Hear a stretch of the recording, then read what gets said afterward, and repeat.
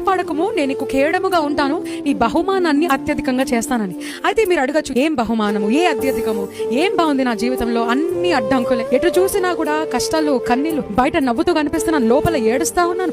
ఆత్మీయ జీవితంలో ఎక్కడ దేవుడి నామం పరువు పొద్దు అని బయట నవ్వుతూ దేవుడు గొప్ప దేవుడు అని చెప్తున్నాను, కానీ లోపలంతా కృషించిపోయాను. దేవుడు వెంటనే అబ్రహాముకి ఏమన్నాడు తెలుసా? అబ్రహామా, నువ్వు బయటికి రా, నేను ఒకటి చూపిస్తాను అంటాడు. ఆకాశం వైపుకి చూడొకసారి అని పైన నక్షత్రాలను చూపిస్తాడు. నక్షత్రాలను చూసి, ఏమయ్యా అబ్రహామా, లెక్క చేయగలుగుతావా? పైనున్న నక్షత్రాలని నువ్వు లెక్క పెట్టగలుగుతావా?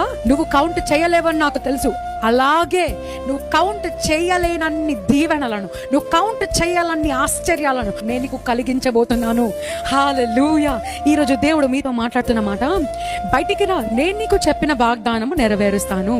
నేను నీ జీవితంలో పలికిన మాటను, నేను నీ జీవితంలో ప్రవచించిన ప్రవచనము నెరవేరుస్తాను.